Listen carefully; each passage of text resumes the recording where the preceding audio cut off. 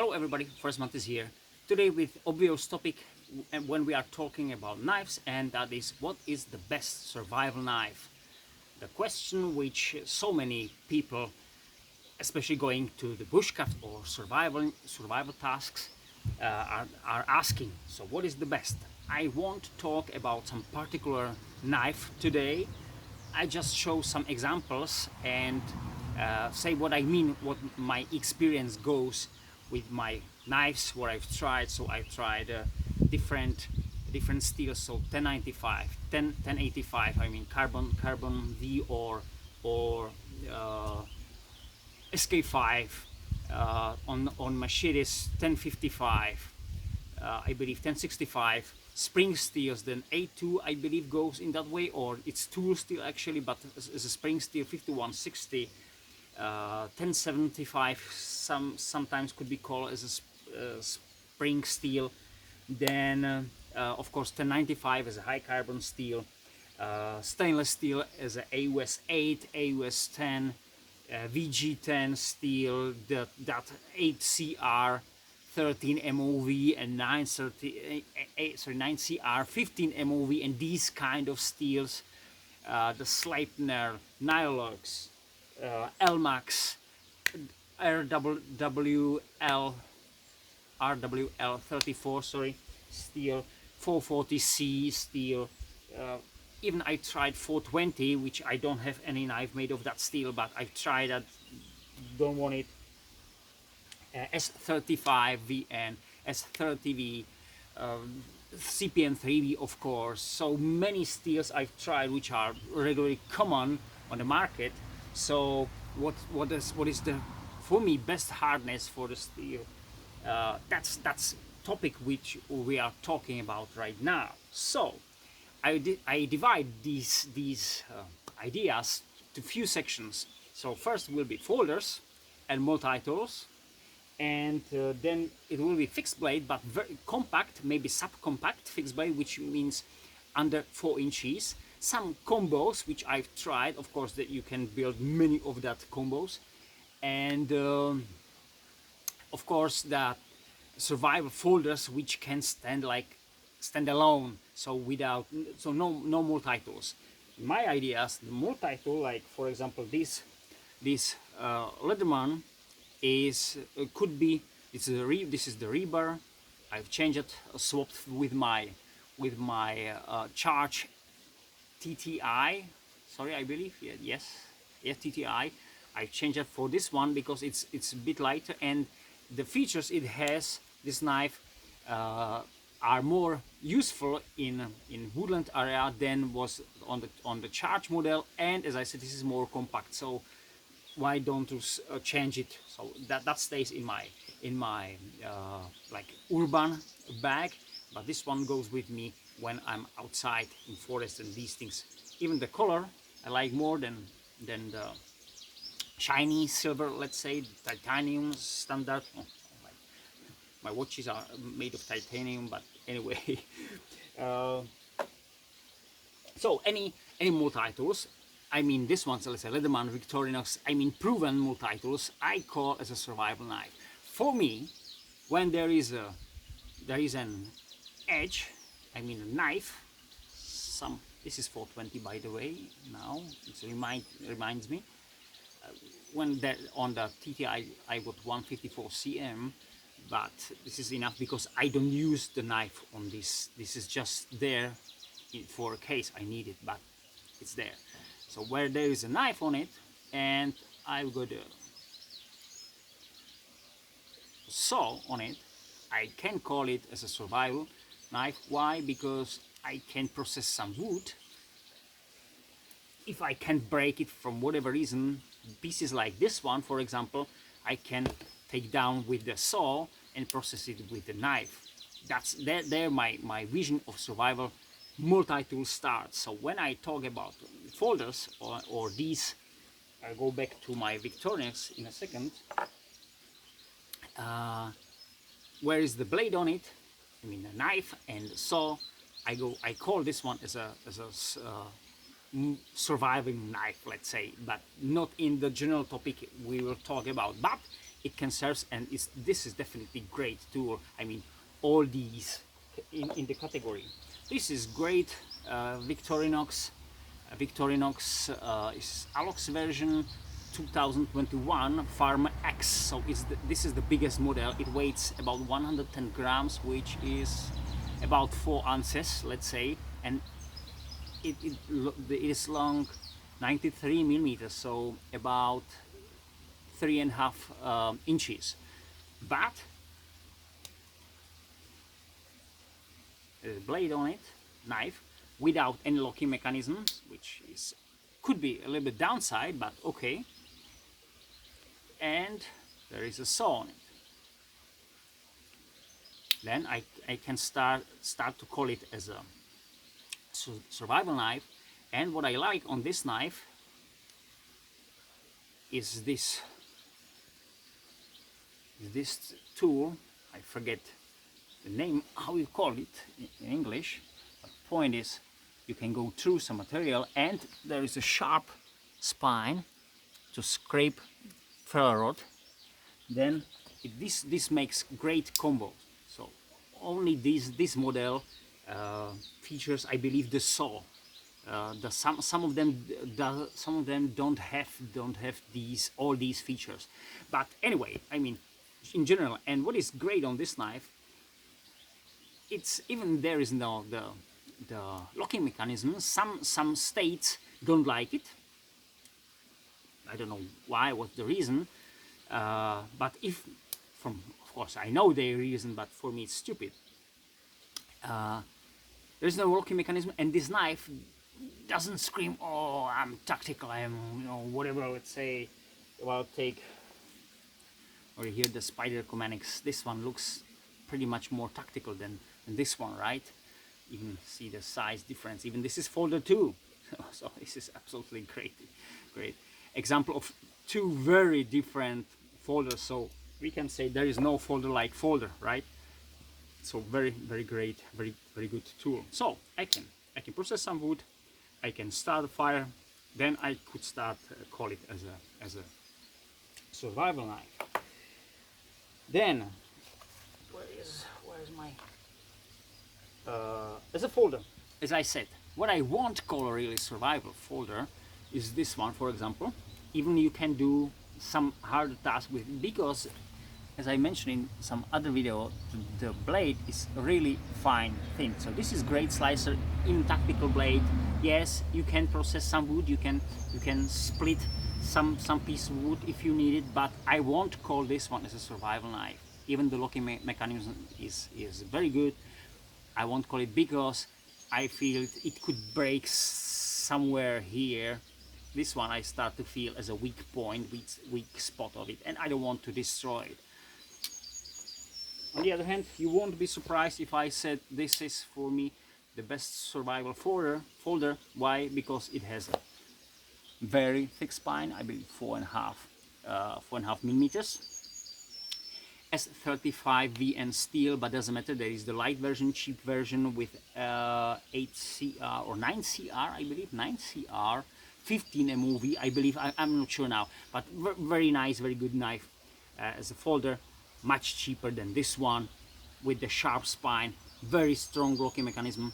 When I tried, when I did a video, when I made the sparks out of it and I scraped the hardwood, I felt when I hold this knife like this one, I a little bit press the locking mechanism, and then when I did the scraping, so I press here and also I press here, so these things works together, then the knife could close, but it doesn't. I really have to open it here.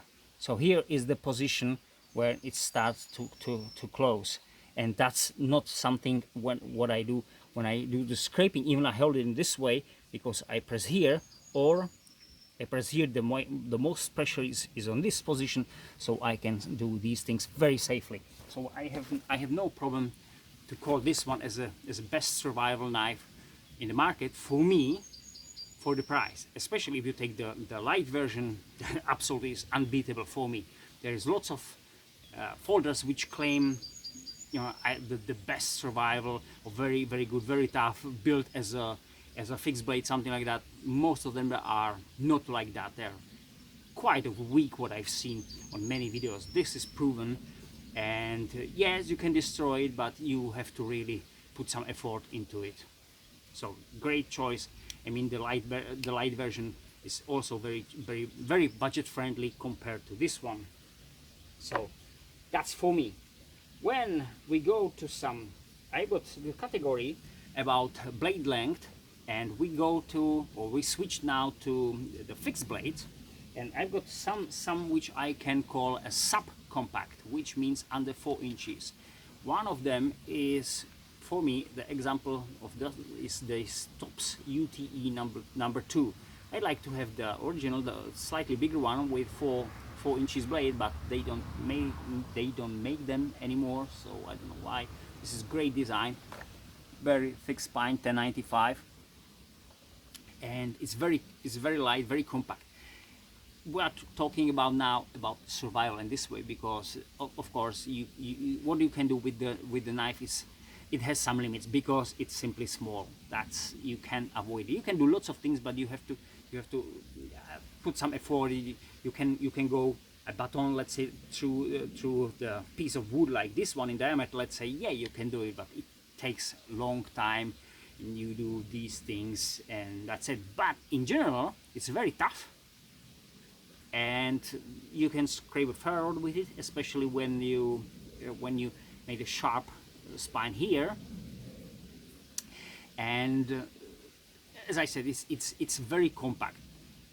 I definitely would stick this one with some, let's say this one,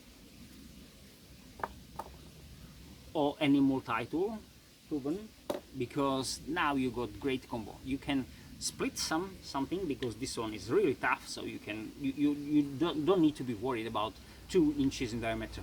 Just baton through some pieces of wood and do the light processing, or even saw down some sapling and these things. So that's great. Or with this one. Also, what I call, this is the T4, as we know. Also great, let's say, survival tool, sub 4 inches, so sub compact, I would say, for me. Great tool. You can do lots of things with it. You can baton through, let's say, 2 inches, pretty much easy. You got a saw back and everything. This, yeah, it's great. But also with a combination like this one, this is very very nice, kind of very light survival combo. Very light, I mean, it's very light, and you got your limits what you can do with such small and light blade. But still, this is very useful. Or of course, in this way, great one. Even if you want to be like in folding situation, so you don't need to carry any sheath and these things, this could be very compact survival combo, because saw, light blade, fine blade for the light task. There are scissors on it too. You can go through the material, as I said, and you got something with, you can split some nice pieces of wood with this one, do the hard task, even some light prying. Not with this, but this one can do something like that. Then I've got this one, very underestimated, I would say, so underrated knife, I believe. This is the correct word. I don't think they made these anymore, but this is one from the example where the cheap knife could be very very useful. As I said, I baton with it, I throw with it, it had with me when I've been on in sea areas, or I dived with it, did lots of things. The kind of rubber material is very soft and very hand friendly, skin friendly, I don't know how to say that, with this very compact sheet, and nobody noticed it when you got it under your shirt or t-shirt. It's very light, and it's, I believe, 4.5 millimeters in thickness, with hollow grind, Okay, somebody doesn't like these teeth, let's say, that serration on the blade. I don't care. On this knife I like it because it helps with something, but if I don't need it or don't like it, there is if they produce it again, start producing it, they made it from cheaper steel, which I don't like, but there were two versions, one with serration and one without. For the price, this is probably the cheapest knife I've got here on this table. I believe so. So this is under $50, under $50 for me. For somebody say, oh, $50 is too much. I have to say, it's really, you can't really buy any let's say normal knife under 50. That's like $50 is like zero here. So if you say you say, oh, $50 is too much for me, you can get almost nothing for $50. I mean, as a fixed blade, which you can rely. There is lots of kind of cheaper knives from my side of view, and all of them are over 100. Then the $100 is the price where I start to think, okay, this is cheaper knife for me, and I'm thinking, if it's something under the $100, then I said, well, it's bloody hell cheap. This is under 50. I bought it, so that was very, very cheap knife for me compared to the others here. Absolutely. T4.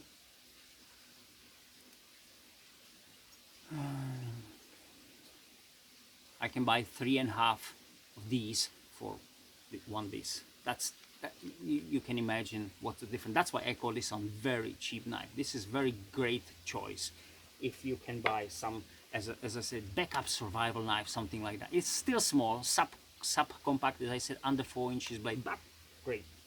Carry on. The CVV Tamashi. That's knife which I won't call as a survival knife. So we got one example.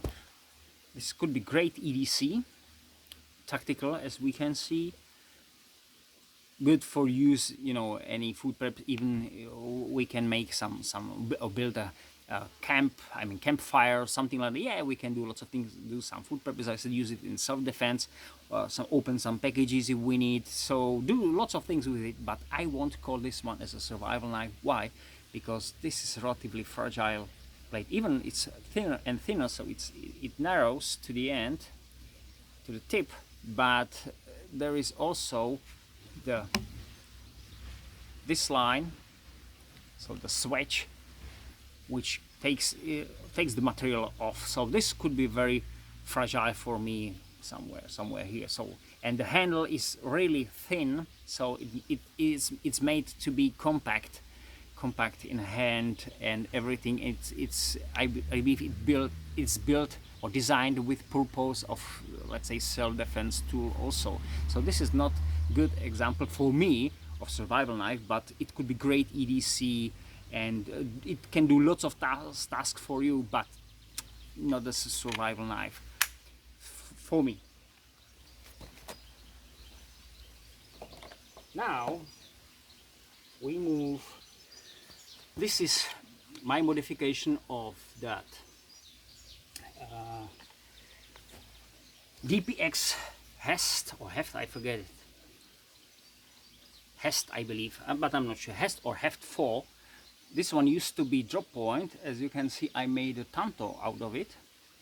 I removed this, for me, bottle opener, the stupid things for me on a survival knife, and made it sharp.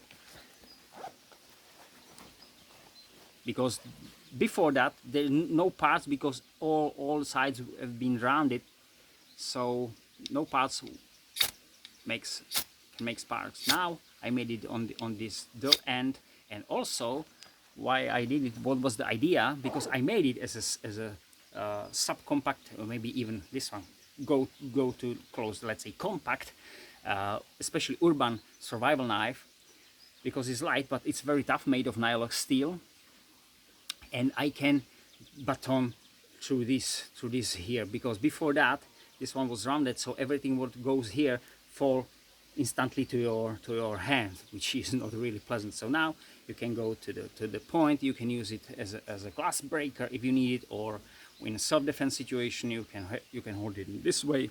There is a hole for your hex holder with a magnetic. The handle is hollow, so I got a compass there, some few matches with the striker. Great, you can unscrape some wires. That's why are these here. You can hold it in the position when self-defense you need, and as you can see, it's really tough. So as you can see, I've changed the angle a little bit down. So this is my modification for this one. In urban area, it's a little bit lighter, a little bit small than it was before, but it's, for me, it's much better. Even with this, let's say in self-defense, use this yokote tip, this kind of that modern is nice for these short cuts, flips or snaps. So this is great example. Anyway, generally the DPX Hest or Heft 4, I don't know now, I can't forget, was a great option for some urban surviving tool, because it's really like tough and for good price, reasonable price, especially today. I made a Kydex sheet for myself. I got, actually, this is Techlock, guys, the small one. If in these days you might forget, this is the small Techlock, hard to find, and if you find, it's very expensive. Made to be compact, that's why it is there. Now we are leaving the area of that compact or subcompact, and we definitely go over, and this is for me one from the best, let's say, standard all area surviving knife. And I mean, in general, how it looks, what it can do for me. And this is this Entrek Bravo. Probably hard to find. Bravo 11, I'm not sure, Bravo 11 or 13, forget the proper name. Is very hard to find it right now. It is made of 440C, but sub-zero quenched, as I know, so it should be tougher than normal standard 440C. It's very thick, as you can see. I made a test video for it. So, and what I like on this knife, somebody don't like the hollow grinds, because yeah, in physics the hollow grind makes the edge more fragile, but it depends how it's done, because as you can see on many AUS 8 steels made by SOG, there were many hard tests, and that hollow grinded AUS 8, so definitely today maybe some low-end steel survives almost everything. Yeah, it could break and everything, yes, of course, but everything breaks. So if you really try, it breaks. So this one, the thickness here is either quarter, so 6.5 millimeters, a quarter of an inch. It's compensated by the hollow grind, so it is relatively great slicer for such thick blade. It's very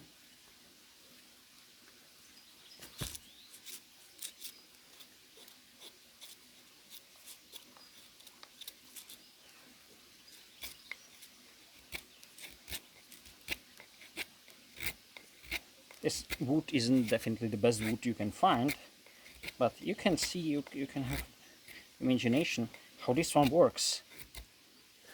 As I said, there is I think this is the Entrek like answer for that Bark River Bravo squad leader. Used to be made of A2 tool steel, now CPM 3V, I believe. Very similar design, big wider, same thickness, but made of CPM 3V, with, of course, they got the convex, which is great also, of course, so it's much tougher. We will be heavier, but I like this one, my Micarta handle. So this is something I call it. I say this is the best example, or one from the greatest example, like standard, no complicated in designs, like all around survival knife. You can do pretty much everything with it, but it's not shine in anything. So the tip is tough, You can penetrate, but definitely it's not as delicate as you might need if you want to do some carving. The blade itself slices good, as you can see, but this is not definitely the best slicer you want. And we can carry on. You can pound here if you need it. You can use it in self-defense. But again, this is sub 5 inches blade. I believe this is somewhere about 4.7 of an inch. I mean whole blade. So from the handle to the very tip. This is the really great example of, for me, all around, not cheap, but it wasn't that expensive, to be honest. Survival knife. With I made a sheath for myself. And this is the CVV Tech-Lock. For me, the best locking mechanism on the market today for the price and what it can do for you. So 440C, not the best steel definitely on the market, but easy to sharpen. It dulls fast, definitely more than let's say NMI CPM 3V, of course. Maybe faster than AUS 10, I'm not sure, but somewhere like that. Okay, now we jump over and we go to different category, which is category of these kind of knives. So not many companies make these, sorry, make these, so kind of knife with hollow handle which can be attached to the stick, and you got a spear, or you can make a machete, kind of machete out of it. So this is cold steel Bushman, and it's made of SK5, I believe, high carbon steel. So generally 1095, sorry, 1085 high carbon steel.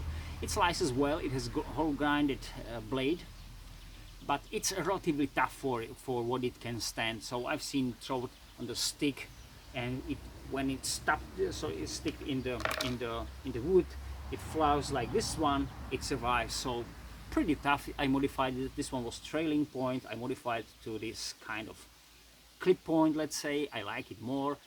But the plus for this is you can attach it on the stick, as I said, and you can make something longer, or even the spear, as I said. Then you can take it off and use it as a standard knife. The minus is, of course, the knife could be cold. I mean, because it's simply one piece of steel, rounded handle, which someone could be not happy with it. But when you grab it here, which usually you do, you feel where the edge is. So it's not really a big problem. And well, definitely plus is it's cheap. One from the, it's even cheaper than this one. It's even cheaper than this one, and I don't call it this one really a knife, like a knife, because it's like, I don't know, spear point, use a knife, some that combo. So some companies make it. I won't rely on this one, but I'll be happy to have it on site in my, somewhere in my backpack or somewhere like that, because it's very useful, very universal. And if you lost it and you got something, you got your regular knife and you lost it from whatever reason, you try to hunt something, you know, then it's bad, but it's still not really that big point. I mean, if you are talking about money, I've added some choil here for firearm strikes, and it works. Even it came with some kind of short, but still fairly well. Try. Yeah. So it works. That's important. All this package, I don't know how much is, 40 US dollars, somewhere like that. So I've added this screw to it. And when I attached this one to the stick, there is a hole, so I secure it with there, so it won't fall off. That's really very cheap upgrade for it. So this is the separate category, and as I said, I won't recommend it as a survival knife, but as a side, on the side you have it, because this is very light. This is very light, guys. The blade by itself is, I believe, 2.5 millimeters, so it's, let's say, macheted thick blade. So this is very, very, very light, even with the sheath or scabbard. To have it on the side, I got it in my Sabercat here, and I don't even know it is there. Now we go to the regular knives. So knives I really call as a standard survival knife. And before start, I show you from the very start the examples of, for me, one of the greatest field design field knife, Silent Hero. Everybody knows. Let's say I believe this is about 40% of fighting knife and 60% of bushcraft and survival and these things knife. Vice versa, or its brother from the other side. And for me, the best survival knife I've seen and I have is this Helion Elite. These are like brothers from one company, different designers and different ideas. This one is against they made it to fight the poachers in Africa, as we know. This is knife to survive everything. This is 1095 and this is 5160.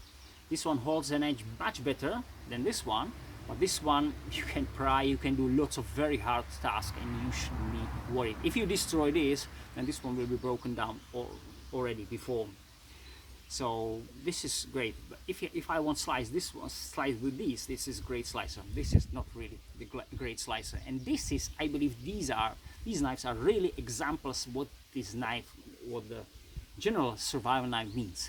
You want something really tough, what stays some abusing, you know, lots of features, you know, you got tip, tough blade, you got a saw bag, and you can pry and do these things, and you got a knife which you can really carve with it, slice with it, do light chopping with it, and it survives. And this is the one. So these are like brothers, and this is like left and right hand. Each is the best for the other side.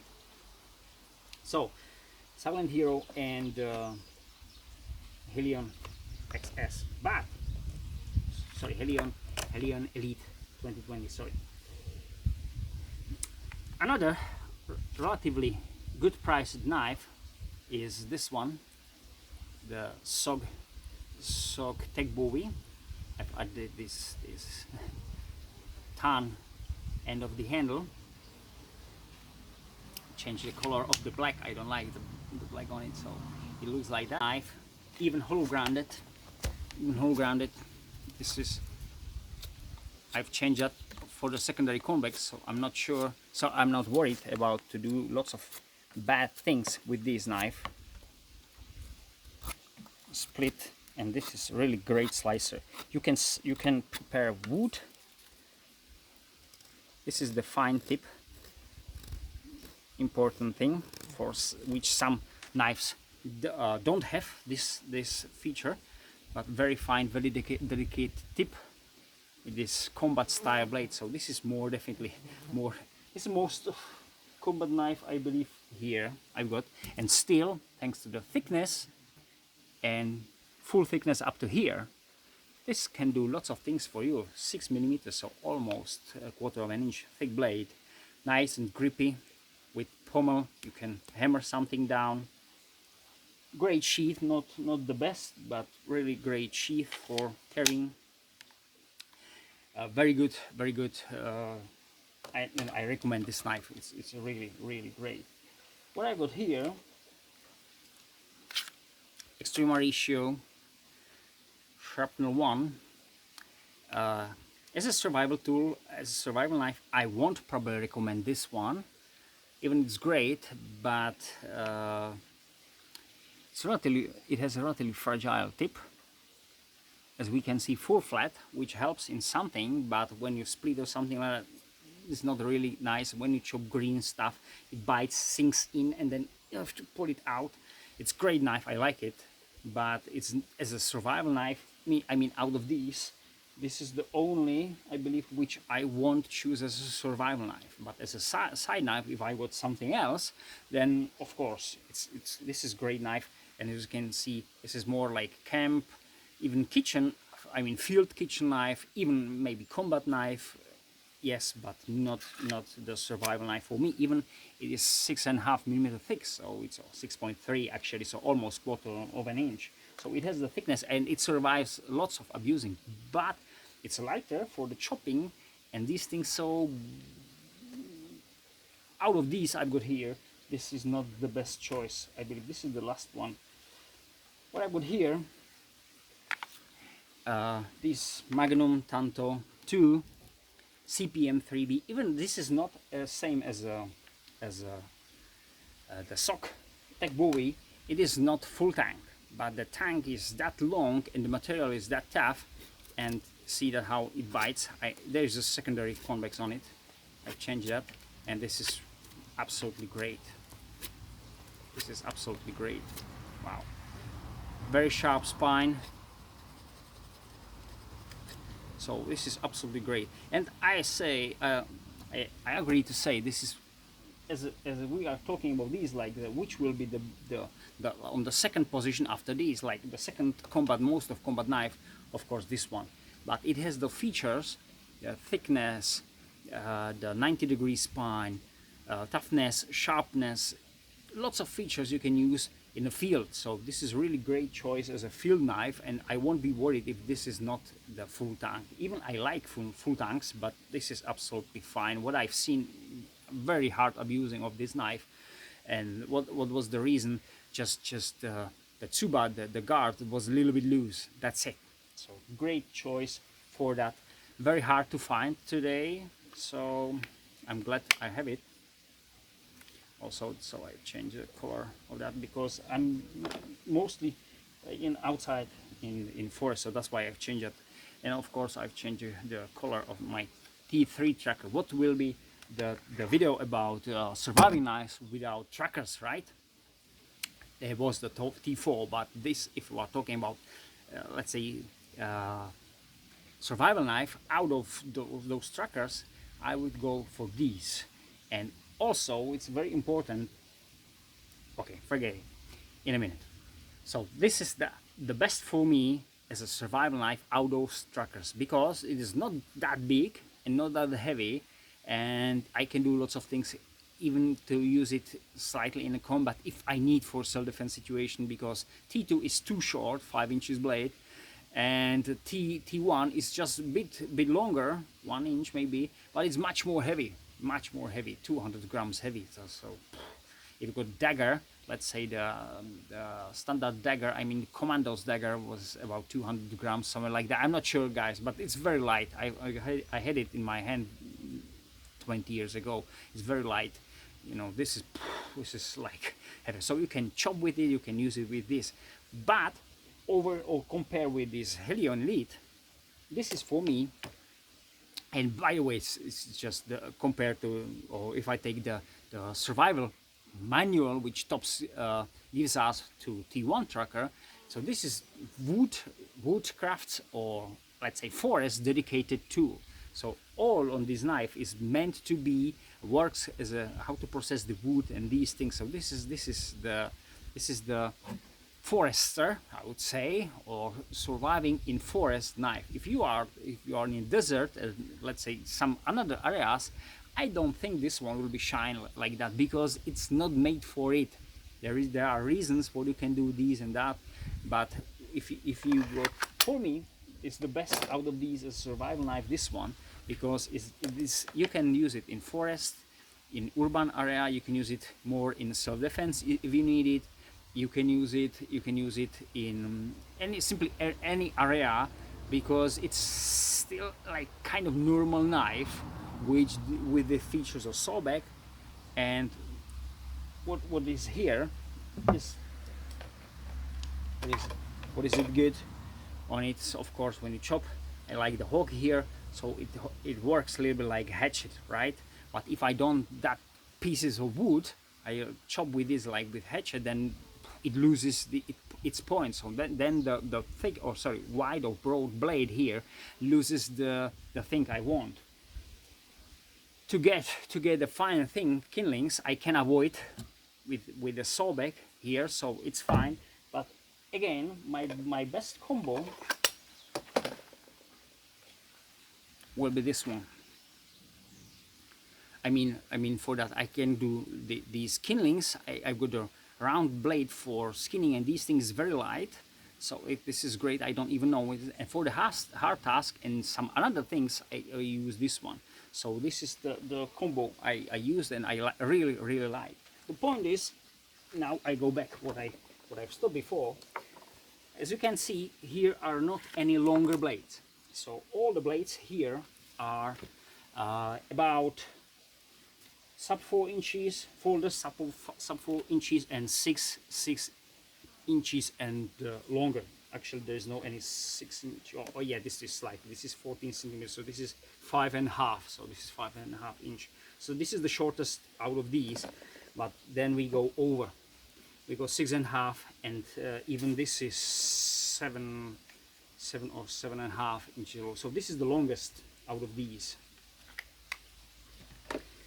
The thickness, now I'll talk about general thickness. For me, under 4 inches, sorry, 4 inches, under 4 millimeters of thickness, or it will be about 3/8. Sorry guys, sorry, I can't tell you. I don't know these thickness numbers. I don't have them in my head. So about 4 millimeters, 4.5 millimeter is very close to 3/16. 3/16 should be 4.8 millimeters. So try to count like this one. So 3/16 are about 4.8, and I'm talking about 4 millimeters, so a little bit thinner.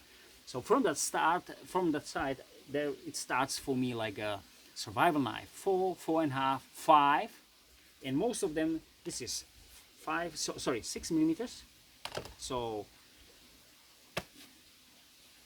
it's close to 1/4 of an inch, very close. I can't tell you right now. 0.2 of an inch, I believe so. This is 6 also, 6 millimeters. 5, 3/16 or 4.8. 0.19, so 5 millimeters. So same like this one, same like this. And this is 6.3, so almost 1/4 of an inch, as I said. Even the folders are 4 millimeters, mostly 4 millimeters and over. So that's where I start, 4 millimeters, and from 4 to, let's say, depending on the material, but 1/4 of an inch could be too much for such a long blade. So let's say the 5 to 6 millimeters for that, depend on the grinding, but that's where I go. Material, I said, somebody likes the high carbon steel, because you can make sparks out of steel. When you got stone, you can make sparks out. Yes, I've never used that. I've never been in that situation, and it's hard to find myself into that situation, especially when I got matches, feller rod, lighter. So I got lots of things before I really go there, and then I can do it this way, or I can go and train with my bow drill, which I have to try. I've never tried it, but this is maybe subject of tomorrow's what I work for that. So we'll see. But anyway, this is the reason only why the high carbon. Somebody said the high carbon steel is also easy to sharpen, which is true. But let's say the AUS 8 is definitely easy to sharpen too. It's nothing. 440C too, N690 too, especially on the hardness, which we go to that now. But if you are talking about, let's say, the modern material CPM 3V, that's a really great material, and that could be really important. Sorry, very hard to get the edge back if you really destroy it, and if we are out of civilization, so there is no point how to get back or something like that. Then, well, the CPM 3V really won't be probably the best choice because of it only. What I want to say, there are not knives with a longer blade than that let's say 7 inches or 7.5. I mean that my choppers 12 inches in blade. Why? Because they are really great, but let's say those are really long, and we call them chopper, not for because we want, but because they are mostly served the best as a chopper, and then we go for the other task with something smaller, usually because it saves energy and these things, so, and it's more safe. So I stay with that. So they are not the big blades here, the heavy blades. Even I like them and carry them, but if I have to choose, and I must take something more compact, which could be the situation, then I go for this one. By the way, the spring steel 516, also it's carbon steel and it's easy to put an edge on it. Is it the best steel? No, that absolutely not, because it dulls relatively fast and it catches rust. So we are talking about the steels. So those 1055, 65, 75, 85,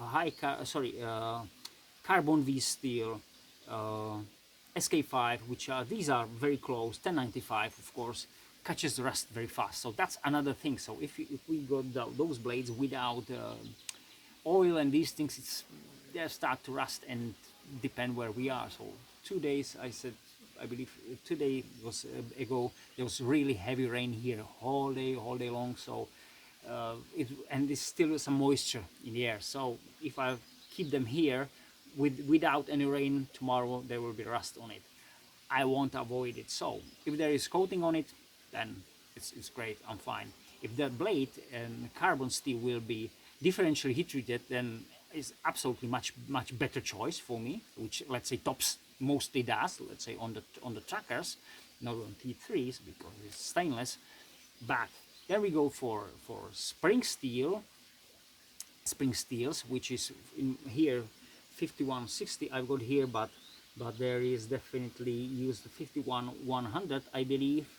Cold Steel uses for it, for something, and 80CR2, I believe, something very popular steel, to be honest. I believe this is spring steel too, and some other steels on that. So they catches rust, but they are very tough in abuse, do lots of things, these, because it's spring steel. So yeah, that could be great material, again, with coating. Tool steels, many tool steels like the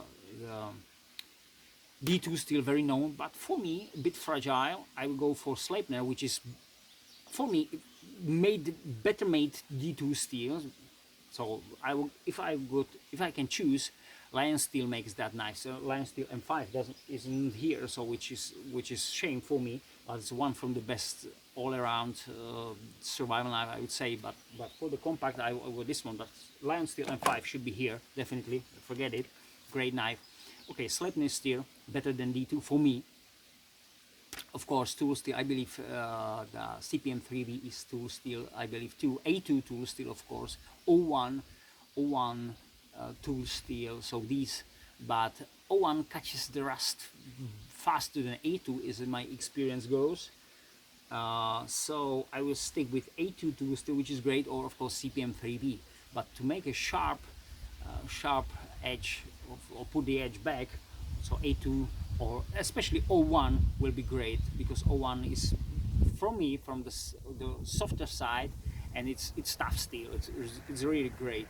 Only the coating, again, the coating.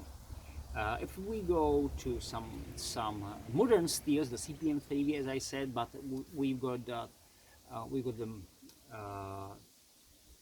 S35V and now this S45V, and I don't know the steel what was there. So for me, I will be glad if that will be crucible steel, so CPM, and if it's 3V, great, hard to put an engine. RWL34 is great, same like ATS34. These two steels should be generally same. One Japanese, one Toshin US made, but I'm not sure, something like that. The powder steels are really great. Depend hardness. So not only about that, but when so depend on hardness. So 60 could be hard. My Bark River tracker got 60, is made of A2 tool steel, and it is, as I know, hardened to 60 HRC, which could be a bit harder to put an edge on it. So I would stay with some 56 to 58, which let's say normally cold steel, tops use, and SOG SOG used that 50, 57, 58 on their Bowie knives. So this is for me absolutely great because I know I can put an edge on it even with some kind of normal sharpening stone. No something special, no diamond stone, nothing. Just to have a piece of stone and I'll be fine. So for me, 56 to 58 HRC on the survival knife is great.